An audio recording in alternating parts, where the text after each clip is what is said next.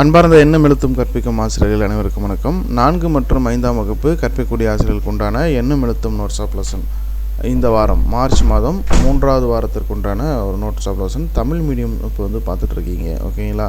So நமக்கு வந்து Tamil, English, maths, science, social science அப்படின்ட்டு 5 சப்ஜெக்ட்டுமே நம்ம ஒரே பிடிஎஃபாக வந்துடும். ஸோ ஒவ்வொரு வாரமும் தொடர்ந்து நம்ம வந்து அப்லோட் பண்ணிகிட்ருக்கோம்.